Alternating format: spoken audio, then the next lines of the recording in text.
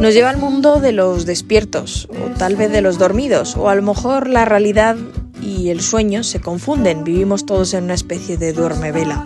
La gran pregunta, ¿cómo se vive? Las respuestas, desde luego, no las da. Lo que sí hace es una gran aproximación a algo parecido a lo que es la vida.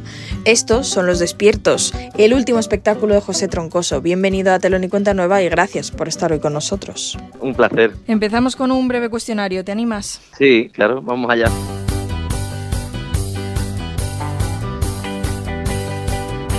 Una película para no olvidar.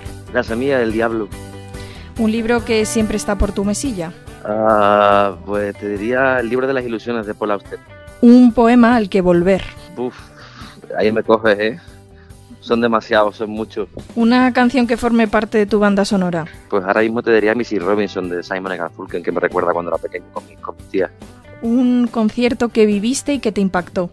Pues el primero al que fui de Rufus, en el Price, de Rufus Wainwright. Una obra que viste y que tienes completamente grabada en la retina. Pues de las primeras obras a las que fui solo al teatro, que eran las de Caín de Miura, dirigida por Narros. ¿Cómo definirías teatro? Pues lo definiría como un espacio en el que los espectadores y los actores comparten un tiempo irreal, el tiempo de la ficción y el tiempo de su reloj. Imaginemos que existen unos Reyes Magos de la cultura. ¿Qué les pedirías para la escena? Pediría que fuese un poco más fácil crear y que el propio sistema nos permitiese ser más libres. Y por último, ¿cuál es esa pregunta que siempre se te queda por hacer? ¿Qué pregunta? ¿Por qué mentís? Es muy buena. Ya no empieza tú. ¿Yo por qué? Yo no empiezo. Nieto, empieza. Yo no empiezo. ¿Por qué voy a empezar yo? Empieza tú. Yo no empiezo, que empiece este. Eso. Mediano, empieza tú. ¿Por qué voy a empezar? Yo qué sé, a mí no me mire que yo no he dicho nada, que lo ha dicho este. ¿Este quién? El grande. ¿Lo grande qué? A mí no me metéis en vuestros líos y vamos empezando, que no tenemos... Voy. Venga. Que conozcan nuestra historia. Voy empezando. Ve. Voy. ¡Todos duermen! ¡Todos duermen! ¡La ciudad entera duerme entera! Mientras una intrépida patrulla de aguerridos barrenderos Se encarga de limpiar la ciudad de todo lo que tú ya no quieres ver. de todo lo que tú ya no quieres ver. ¡Nunca más! ¡Nunca más! ¡Nunca más! ¡Ellos son los despiertos!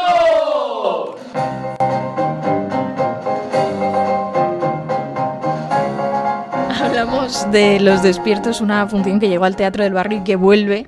La verdad es que Los Despiertos son al final tres personajes que viven, parece que a priori, en una realidad propia, en una realidad que comienza cuando los demás realmente duermen, ¿no? Realmente, Sí. ¿qué es lo que pertenece a la realidad y qué al sueño? Qué difícil es de distinguir a veces.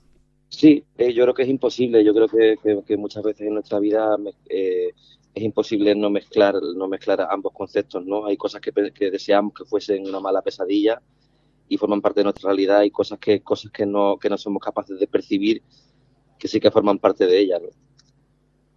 Es interesante cómo en realidad vivimos casi en una especie de duermevela permanente. Sí, sobre todo ahora que cada vez estamos como más anestesiados, ¿no? Tenemos muchos estímulos a nuestro alrededor, pero yo creo que todos esos estímulos lo que hacen en realidad es dormirnos y apartarnos de nuestra realidad, de vivir una realidad soñada.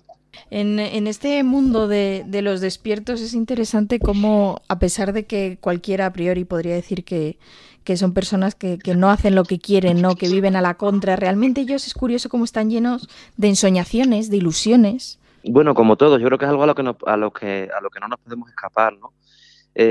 Si no deseamos algo mejor de lo que tenemos, de alguna forma estaremos muertos o dormidos en este caso, ¿no?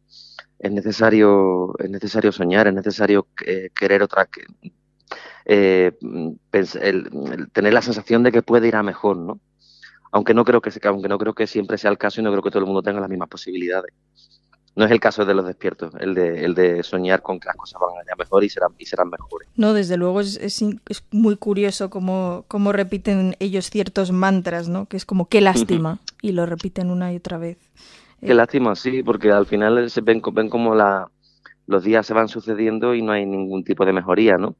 Eso que para el público es una comedia, para ellos pues puede que no lo sea tanto. Sí, porque asumen por otro lado que al final la vida es un misterio y que ellos desde luego no lo van a poder resolver.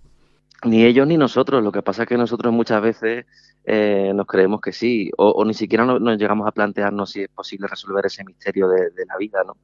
Yo creo que el teatro está para plantearse ese tipo de preguntas, para ponerlas en boca de los personajes e invitarnos a la reflexión. Siempre desde un punto de vista lúdico, pero ¿por qué no también invitarnos a la reflexión? Desde luego que en esta obra reflexionamos mucho, sobre todo porque nos da casi, diría que en la diana, con ciertos temas, ellos basan su vida, son 3 barrenderos que cuentan un poco con sus andanzas y en realidad es muy importante esa pregunta que se hacen, ¿no? ¿Qué haría si yo no trabajara? Una pregunta en realidad tan común a todos, despiertos y dormidos. Sí. Yo creo que últimamente, bueno, por lo menos me está pasando a mí, quizá con la edad, veo como a mi alrededor, o bueno, también cuando era pequeño, hay algo asociado del estatus personal al estatus laboral, y a mí eso me da pánico porque el trabajo viene y va, y más en una profesión como la nuestra, el trabajo viene y va también ahora por las circunstancias mundiales que estamos viviendo, y creo que es importante disociar lo que somos de lo que trabajamos, ¿no? Y no vivir solo para trabajar, vivir por vivir. Vivir en sí mismo ya es una acción poética, digamos. ¿Cómo comenzaron los despiertos? Tengo entendido que fue Alberto Berzal quien te impulsó, pero ¿cómo comenzó esta historia? Pues efectivamente fue Alberto y bueno, fueron ellos que vinieron a ver Las Princesas del Pacífico en el Teatro del Barrio, y ahí a partir de ahí empezamos conversaciones y nos fuimos acercando los unos a los otros. Y luego también surge en el caso del texto, surge de la fragilidad que yo sentía en ese momento. Venía de un momento de mucho trabajo, de mucho éxito, la gente me decía no paras, como si fuese un halago, y yo lo vivía como algo terrible, ¿no? Veía como de repente empezaba a ser considerado por mi trabajo y muy, o sea, de una forma muy casi exclusiva sobre el trabajo, sobre cómo yo me desarrollaba en el trabajo. Entonces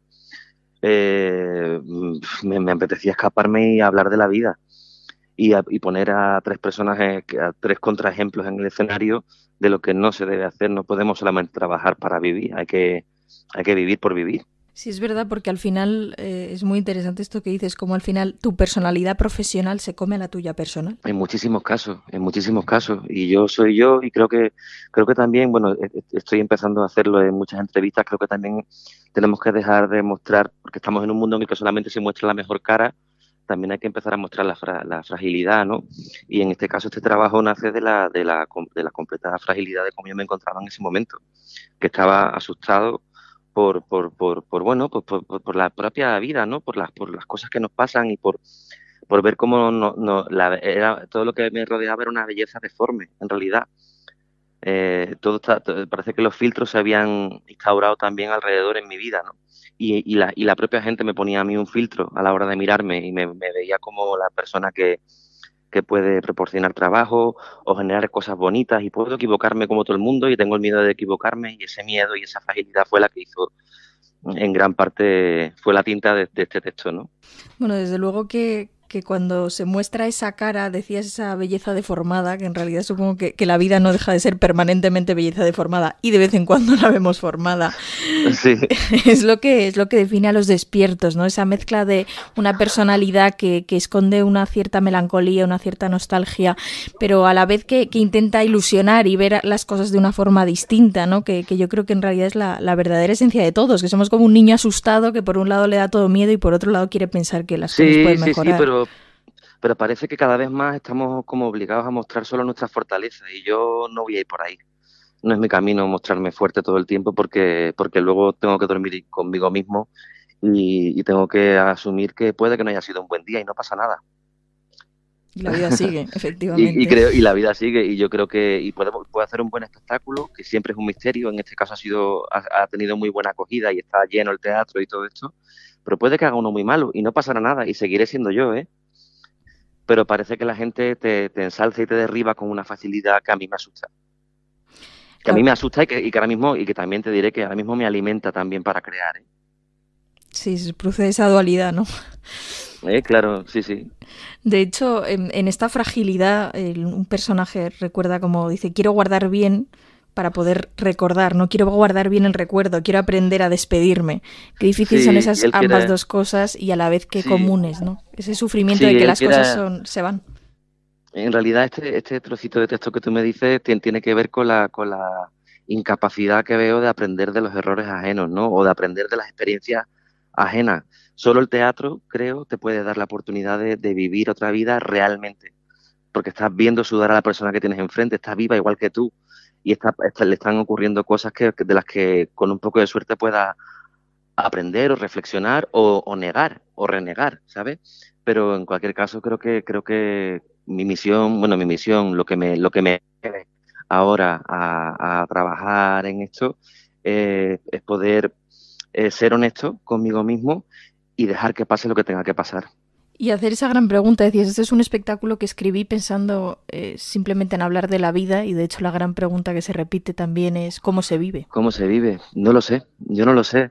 Yo les dejo que se lo pregunten ellos porque así me lo pregunto yo y me hace bien cuando voy a ver la función, me hace bien que se lo pregunten en escena porque me lo vuelvo a recordar. ¿Cómo se vive? No lo sé. No lo sé, si tú lo sabes dímelo, por favor, ¿eh? Incapaz soy de responder. Claro. Casi ni de preguntarlo. Pero yo creo que está bien que avancemos preguntándonos esto, mostrándonos sensibles y de esa manera, de alguna manera, sin quererlo, sensibilizar también a los ojos que te miran, ¿no? Y también asumir que hay muchas preguntas, que no tienen respuesta y que no pasa nada, que puedes continuar con esa incertidumbre. Es que no queda otra. Es que va a llegar la noche y te vas a tener que acostar y te vas a tener que levantar y vas a tener que hacer lo que tienes que hacer, aunque no tengas resueltas grandes preguntas, ¿no? Sí que es importante hacérselas y hacérselas en su justa medida también, ¿eh? Porque claro, el teatro de alguna forma lo condensa. Es una aberración de la realidad, ¿no? O una exaltación también, si quieres, de la realidad. Pero creo que es importante que nos hagamos estas preguntas, sí. Hablamos de este texto de los despiertos, pero no quiero dejar de lado la puesta en escena, que es maravillosa, tan sencilla y a la vez tan efectiva, ¿no? Hay mucho de clown, mucha fisicidad en este mundo de los despiertos que parece que vagan sin sentido, pero que a la vez continúan siempre en su mismo mundo. Jolines, pues muchas gracias por el halago y bueno, yo creo que a mí me gusta generar los espectáculos pensando en qué es lo que realmente es necesario para contar la historia, ¿no? En este caso solamente nos hacía falta un cubo de basura y sus escobas. Y así fue. Y luego también me gusta, o sea, forma parte, digamos, de mi naturaleza mostrar siempre a personajes deformes porque pienso que es más fácil reconocernos en ellos sin miedo, ¿no? Cuando los vemos mutilados o los vemos incapaces de hacer ciertas cosas o son simplemente, fíjate qué cosa tan tonta, más feos que nosotros, pensamos, estoy a salvo, no soy yo. Sí. Y cuando la gente se refugia en ese no soy yo, también de algún modo, sin darse cuenta, accede a preguntarse las cosas, porque desde esa seguridad engañosa las verdades calan más.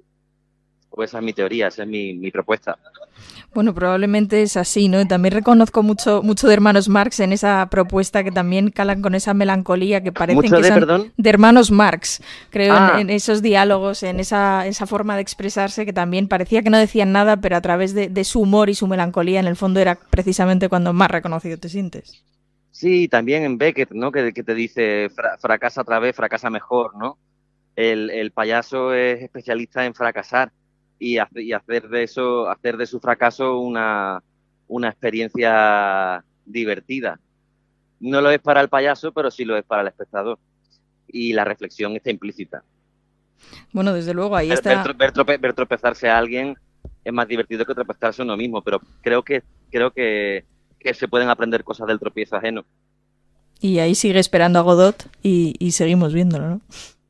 Ahí sigue esperando, exactamente. Bueno, y tantos textos maravillosos de Beckett y reflexiones suyas que para mí son absolutamente inspiradoras.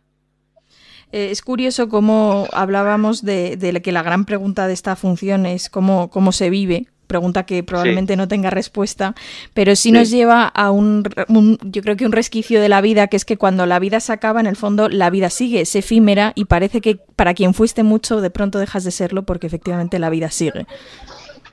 La vida sigue a pesar de todo, la vida arrasa. Sí, hay que agarrarse a ella y domesticarla, domarla, ¿no? Como si fuese un caballo muchas veces, un caballo salvaje. Hay que intentar ir a su trote, muchas veces dejarse llevar por ella, pero bueno, no sé, son reflexiones muy personales estas que te digo. Pero sí, es así. Yo creo que, como dicen las cosas más importantes, una cosa que dice el mediano en la función, las cosas más importantes, la muerte, el amor, te pasan, no las buscas.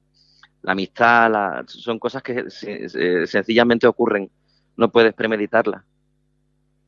Finalmente, ¿crees que los despiertos son 3 personajes que podríamos encontrar en cualquier época de la historia o que son muy propios de nuestro siglo, de estos principios del siglo XXI? Mira, los despiertos son 3 formas de pensar, en realidad. Uno vive anclado en el pasado, otro en el presente y otro en el futuro, ¿no? Y estas 3 tipologías, estos 3 arquetipos siguen estando vivos en nosotros y todos podemos ser cada uno de ellos dependiendo del momento vital en el que nos encontremos.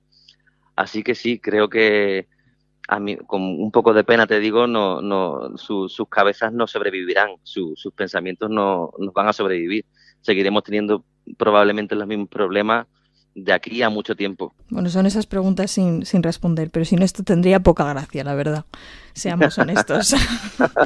Sí. José Troncoso, ya antes de despedirte, solo me queda hacerte una propuesta para imaginar, y es que esta sección se llama Sin café como excusa, y a todos nuestros invitados les proponemos una persona, un personaje con el que tomarse un café sin dudarlo. No tiene por qué ser real, no tiene por qué estar vivo. Sí, pues yo me tomaría un café con mi maestro, con Philippe Gaulier, pero ahora mismo. Y está vivo y es maravilloso. Pues entonces, qué mejor. Ahí están Los despiertos en el Teatro del Barrio, una obra escrita y dirigida por ti, por José Troncoso. Muchísimas gracias por habernos acompañado. Un placer, ha sido un placer.